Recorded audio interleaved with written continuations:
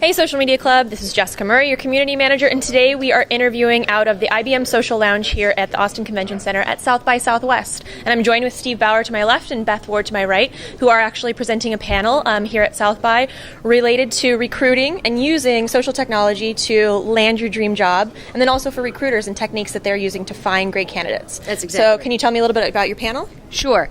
What we wanted to talk about is all of our candidates tend to say, I'm on LinkedIn, I'm on Twitter, why aren't you contacting me?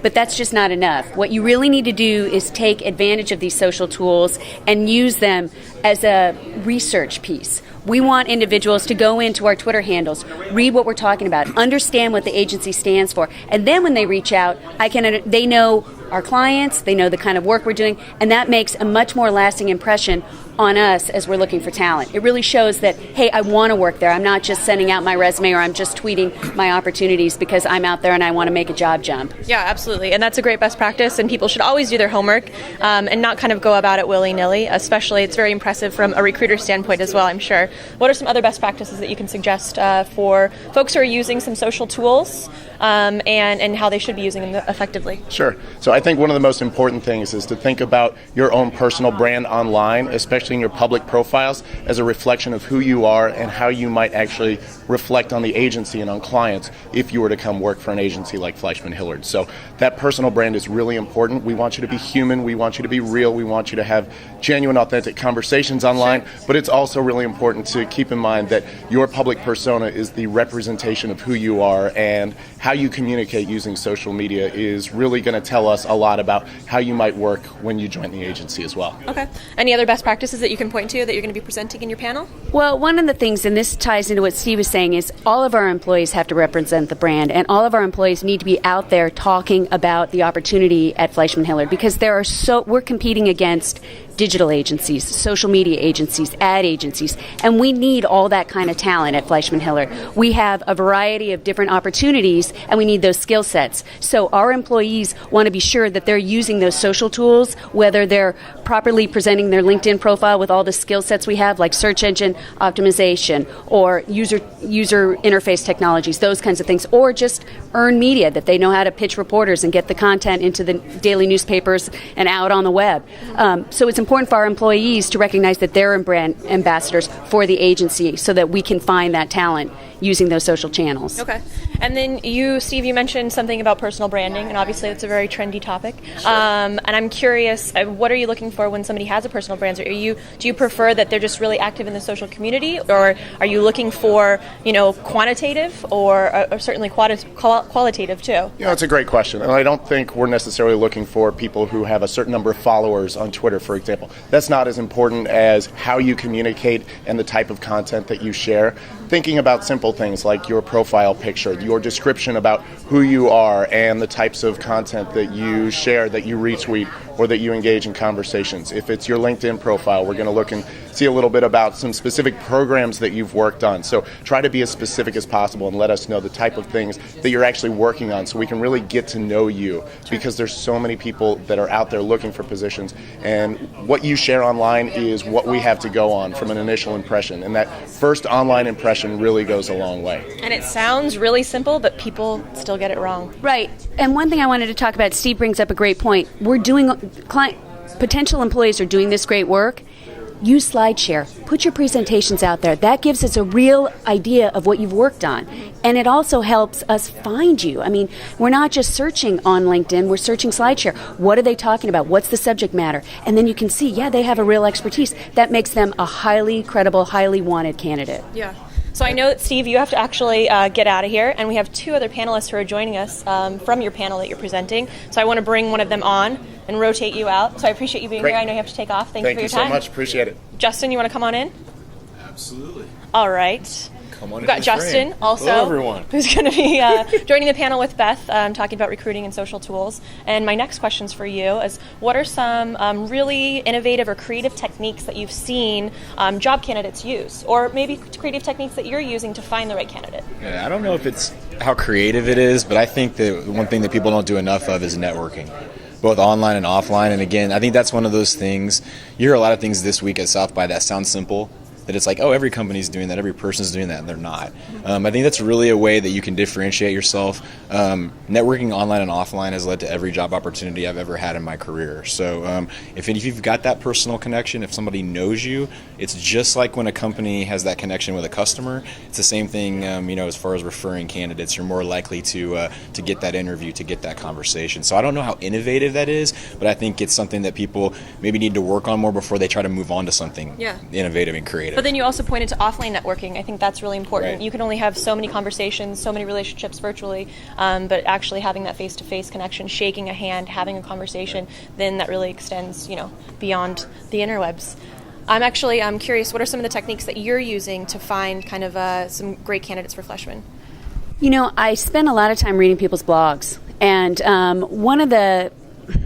lot of candidates are just very passive, and they're not interested in making a move, but those are the candidates that we really want. So it's my job to be as smart on them as I possibly can be. So I view it almost the way I was a former PR person, the way you would pitch a news story. So I go and I research that person's Twitter feed. I research their LinkedIn profile. I read their blogs. And then when I approach them, it's not a matter of, do you want to network with me? It's, hey, I read this. I see you're interested in this. Do you know we do that? Would you be interested in having a conversation with me? And I'll say, you may be blissfully happy where you are right now, but let's just talk, because you don't know how long you're going to be happy where you are, and I want to tell you about the opportunities that we have. And if it weren't for those social tools, that wouldn't happen. Now, at the same time, I try to find out, are they going to be at South by Southwest? Are they going to be at the Facebook conference? Can I meet you there? Can we have a conversation? Because what you learn about somebody online is one thing, and it's a whole different scenario when you're actually live and in person talking to them. And I will say, going back to Justin and his creative recruiting, he's one of my best recruiters out there on the field. Wow. And I guess the check came in the mail for that. And he's someone who only refers people that he has met online and then had a conversation with it. So as soon as he's indicated, this is a good person, Beth, you need to look out for him, that's an official endorsement for me, and they always come through. So I rely so much, as I was saying, on my employees for referrals. It's really, really important, because they're my arms and additional legs to try and find good candidates. Sure. And I heard you talk about LinkedIn and blogs, and I'm curious, what are some of the other social channels that you're using, or at least just reaching out to possible candidates? Yeah, I'm a little biased because I co-manage one called PR2O Chat, but I think Twitter chats were like kind of a big fad, and that they're still around. Fad is the wrong word. They were kind of a big trend, and now they're still around, and maybe participation has dropped off a little bit. That is a great way to network online. It's a great way to be answering questions about what you do in the workplace, what skills you have when it comes to PR communications that can really set you apart from somebody else. Sure. Differentiation is huge. Whether you're talking about things like what do you blog about that sets you apart from someone else? What answer did you give in a Twitter chat that somebody was maybe not even participating in but peeking into, that maybe sets you apart or makes you memorable?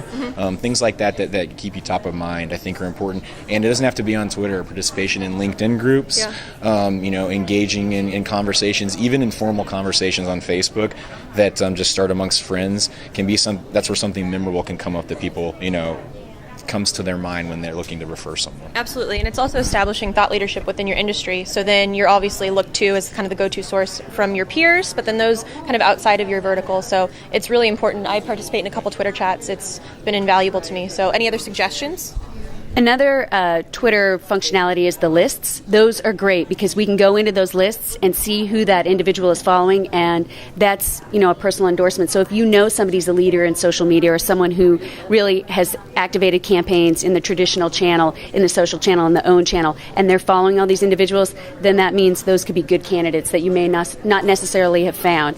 And I do want to bring our other recruiter, Brian, on, because he has some great tips about LinkedIn profiles that's important. Big Fleishman family, and Jessica.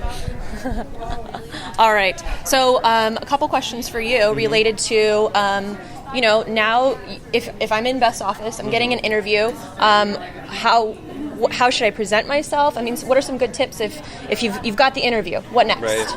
Well, I think it's interesting. We have a lot of candidates who come in and they do everything right on the front end.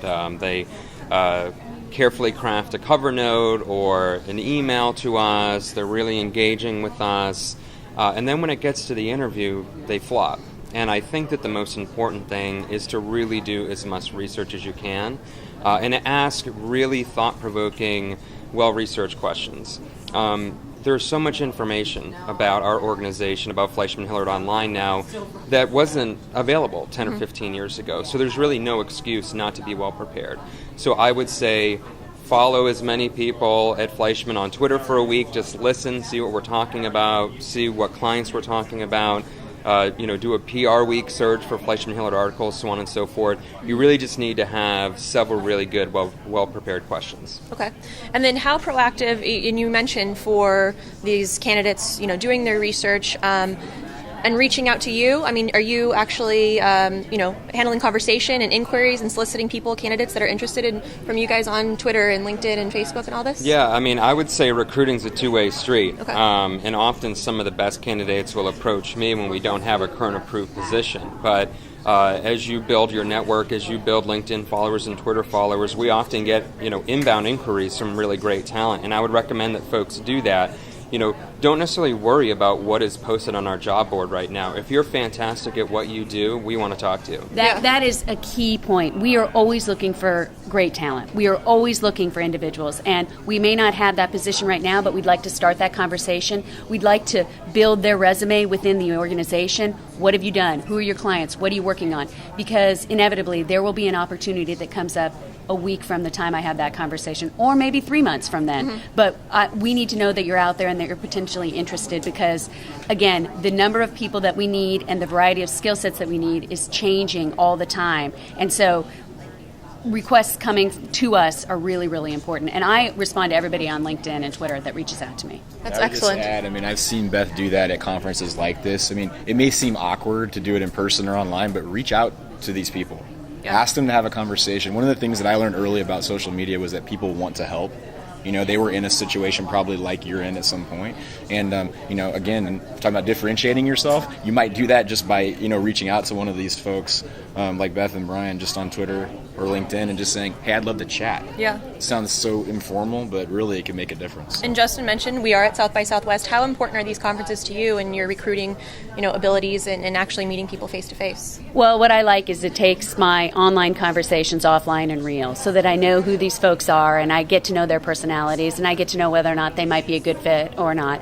One thing that we haven't talked about is a lot of these candidates may not be the right fit for our agency, but I hold on to their resumes, and I am asked all the time from other agencies and other corporations, who do you have? And I have great candidates, and I'm always sharing that information. So it may not work out with Fleishman-Hillard, but there's always other opportunities. So it's really, really smart to just continue those conversations, differentiate yourself, and, continue to reach out and just let people know what you're up to, what you're working on, and what you're interested in. Yeah, it sounds like following best practices, keeping it simple, participating, and being proactive. So I really appreciate you guys all being here. Any final thoughts? Yeah, I would just like to underscore, people hire people. So whether you're using these social channels or coming to a conference like South by Southwest, the goal is to move from the computer screen to an in-person meeting. So that's the first thing. And I would just say from a SEO perspective, your Twitter bio, your LinkedIn profile, go to Indeed.com, type in your job title, print out some sample job descriptions, highlight all those keywords, and make sure that those keywords are in your Twitter bio, in your LinkedIn profile. If you're a UX person and that's not in your profile, I don't know that that's what you do, so I'm not going to call you. So, for example, just really make sure that from an SEO standpoint, you have all the jargon and keywords. Sure. So where can folks find Fleishman-Hillard Company, or the team, and reach out to you? Best way is LinkedIn, Beth Ward Francisconi at LinkedIn. Also at Beth Ward PR on Twitter. Brian Batchelder, also on LinkedIn, and Twitter's B_Batchelder. But if you Google me, you can get all that information. Okay. And Justin? Yeah, Google me too, because my last name I learned to spell about a year ago. But it's Jay Goldsboro on Twitter, Justin Goldsboro on LinkedIn, and just to add to what these guys were finishing up with, network, and when you're done with that, network some more. Okay. And what's your session hashtag so people can follow all the main takeaways? We submitted it. They didn't exactly want us, so that's why we wanted to use this as an avenue. I'm on LinkedIn and Twitter, okay. So why aren't you following me? Okay, excellent. Well, I appreciate you guys being here and providing some excellent information for some great candidates out there for you guys. Thank you for the opportunity. Thank you.